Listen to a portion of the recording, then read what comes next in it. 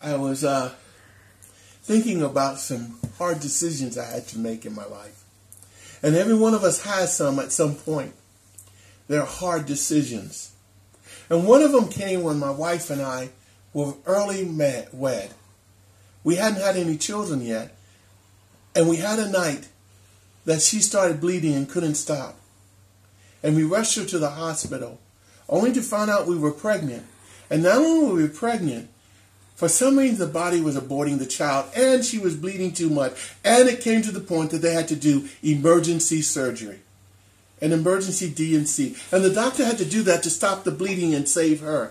And we had just been studying about the blood, and I don't recommend stuff to people. I just tell them what the Word has done in my life. And we had studied about the blood, and the Scripture talked about the life being in the blood. There is a reason for Jesus shedding his blood for us.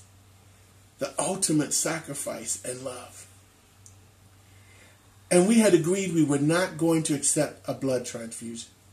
So we had signed the papers as such. My wife had signed the papers. And they rushed her into the surgery. And then the doctor ran out and he said to me, "You are her husband. Right now you can choose to override her decision. And you can sign and we can give her blood, because she may not make it through this without blood." And I said no. I knew her father was flying in. I was wondering what would I say to him if she didn't make it, because the doctor turned to me and said, "You realize you may have just signed your wife's death certificate." And he went back in. But my wife made it through. And while he was at ICU, the Lord gave me a message telling me that we would know that he was with us when he removed the curse of the heathen. Because I kept asking why, and I wasn't getting an answer for the why. That was a hard decision. And that decision was encouraged by the Word and by the love that I had met a Jesus that truly loved me. And I could count that when he led me through this Word and through his Spirit, I could trust him. And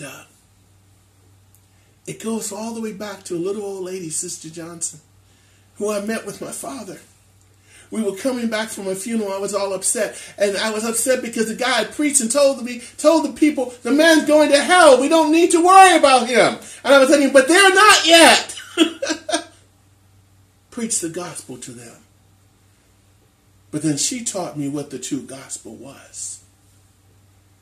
A little old lady out in country in Centerville, Texas, Sister Johnson.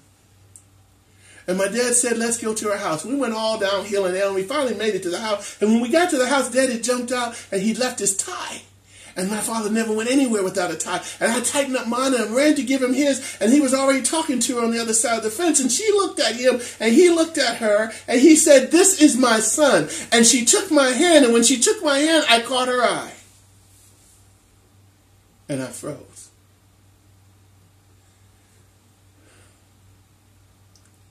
I had never felt anything like this. I knew I was loved. I knew she knew my darkest, dirtiest secrets. And she loved me. Just as I was, just as I am, and just as I was going to be. She loved me. I could have just slapped her and she would have still smiled and I would have still felt that love. I could have stabbed her best friend and I know she still loved me. I had never felt anything like that. And so when we got in the car, we were driving away and I said, "Dad, you didn't pray." He said, "What is prayer?" I said, "Oh, it's talking to God." He said, "And?" I said, it's listening to God." I said, "And?" He said, "And?" I said, "It's being in his presence." He said, "How do you feel when you're in the presence of a true and almighty loving God?" I feel loved. I feel accepted.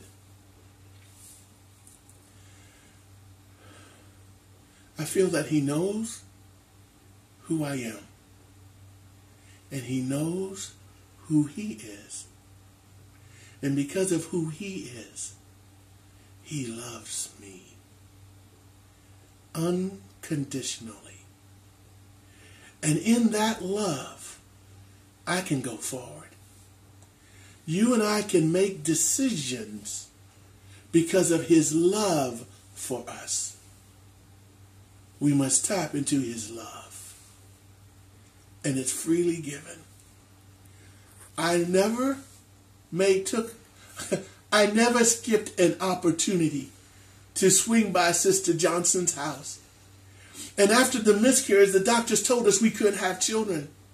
But the Lord has said, you would know that I've been with you when I removed the curse of the heathen. I didn't know what that was. The curse of the heathen was the women couldn't bear children. I didn't know that. And when I sat by Sister Johnson's house and I bawled my eyeballs out, my mama just passed. We'd had the miscarriage. We'd been told this terrible knowledge and information. I got up to go to the door and she said, Rev, what you don't know is your wife is already pregnant.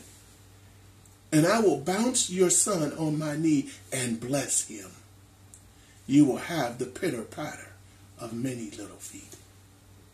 Now, if you know me, you know we have twins. See, you can trust a God who loves you, who would give his son up for you. But the only way you're going to get to know him